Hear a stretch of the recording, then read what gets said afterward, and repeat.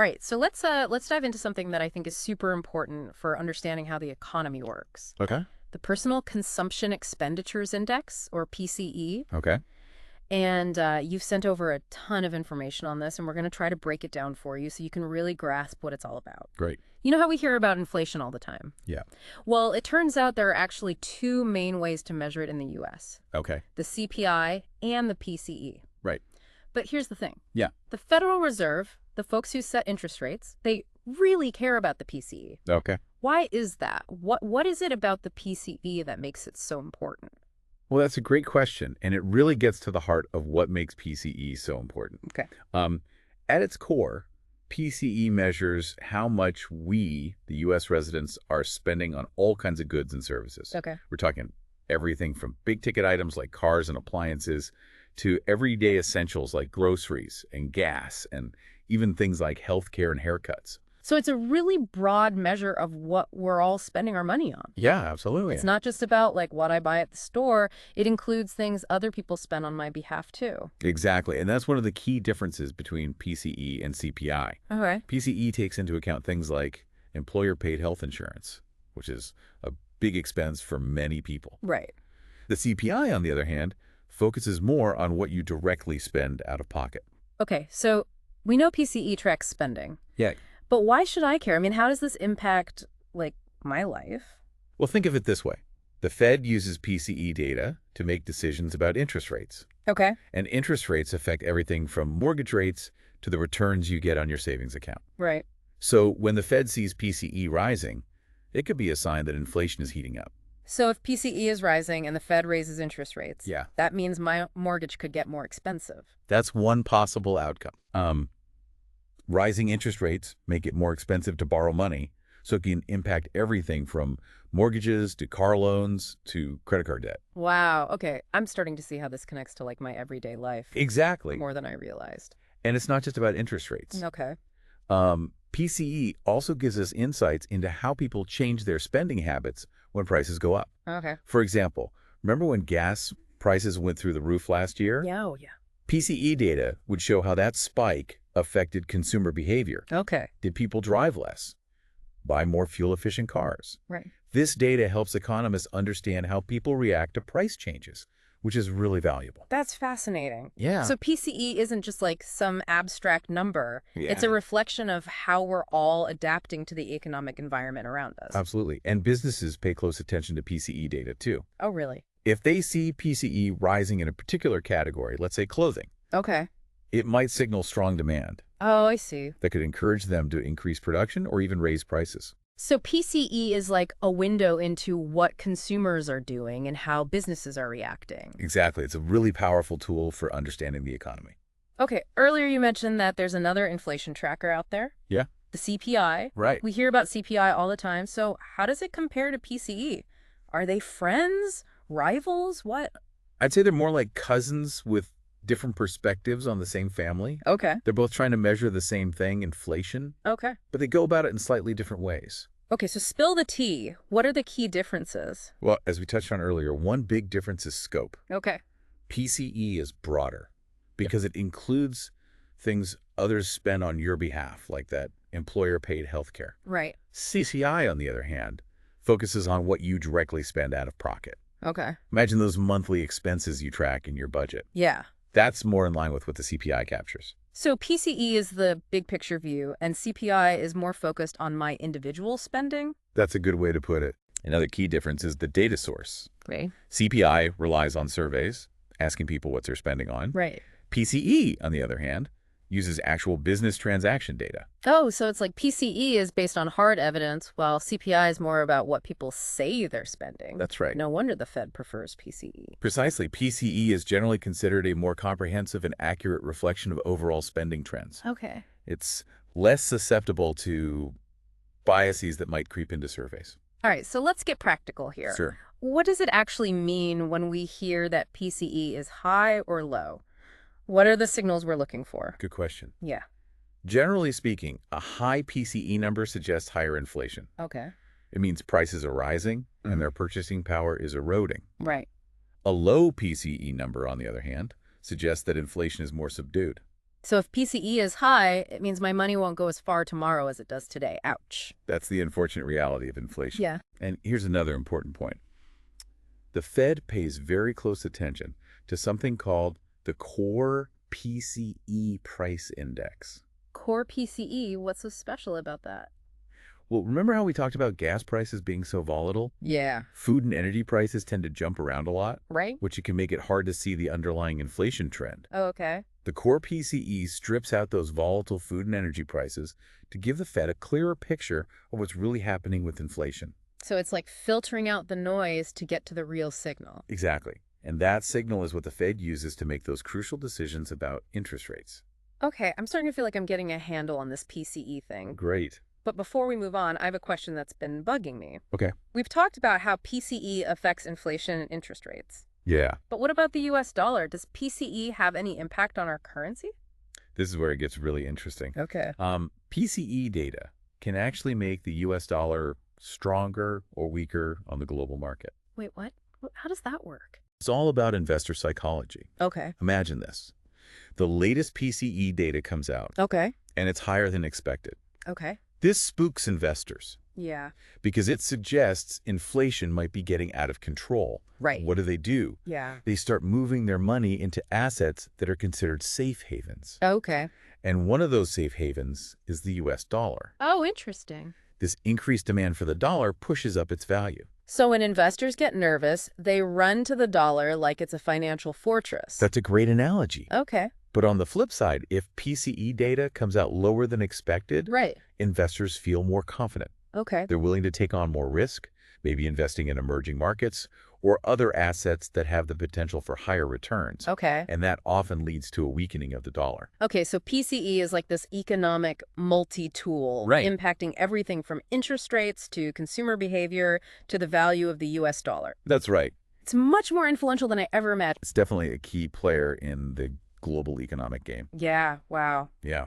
Okay, so it really is amazing how this one indicator PCE can have like a ripple effect across the entire economy. It's fascinating. Speaking of ripples, it makes me wonder, how long has PCE been around?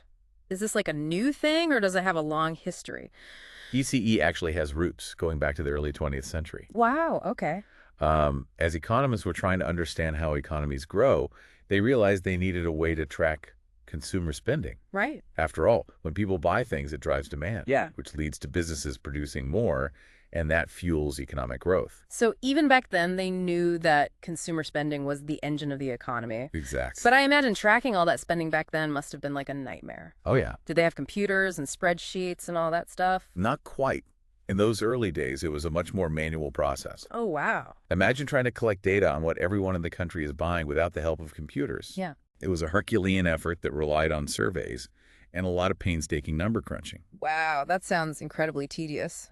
It was. I bet the invention of computers was like a game changer for PCE calculations. Absolutely. The arrival of computers revolutionized how we measure and analyze PCE. Okay. Suddenly, economists could process huge amounts of data quickly and accurately, and they could develop more sophisticated models to understand spending patterns. So PCE has basically evolved alongside technology becoming more refined and insightful over time. Right. It's kind of like how our phones have gone from clunky bricks to powerful mini computers. That's a great analogy. Yeah, and just like technology keeps advancing, we can expect PCE calculations to keep getting more sophisticated as well, providing us with even richer insights into how consumer spending shapes the economy. Absolutely. That's pretty incredible to think about. It is. So we've gone through what PCE is, why it matters to things like interest rates and the US dollar, and even a bit of its history. I feel like I have a much better grasp on this concept now, but I'm curious, how can we actually use this knowledge in our own lives? Does understanding PCE help us make better financial decisions? It absolutely can think of PCE as a kind of economic weather forecast. Okay. Just like you check the weather before heading out, you can check PCE trends to get a sense of where the economy might be heading. So if I see PCE rising, is that like seeing storm clouds on the horizon? Should I like batten down the hatches and get ready for rough seas? Not necessarily rough seas, but it's definitely a signal to pay attention. Okay. Rising PCE could mean inflation is picking up steam, Right. which could erode your purchasing power. Yeah. In that scenario, you might consider adjusting your budget, looking for ways to save, or even exploring investment options that tend to perform well during periods of inflation. So it's about being proactive and using this information to our advantage. Exactly. PCE data is publicly available, and there are plenty of resources online that can help you understand how to interpret it. That's good to know. It's empowering to know we can access this information and use it to make smarter choices. Absolutely, knowledge is power, especially when it comes to navigating the complex world of finance. All right, we've covered a lot of ground today. I feel like we've officially demystified PCE. I think so. But before we sign off, I have one last question that's been on my mind. Okay. We've talked about how PCE reflects like broad spending trends. Yeah. But what about those little individual choices we make every day? Do those even matter in the grand scheme of things? That's a great question. Like, if I decide to skip my daily latte to save a few bucks, does that even register on the PCE radar? That's a really insightful question, and it gets to the heart of how individual actions contribute to the bigger picture. Okay.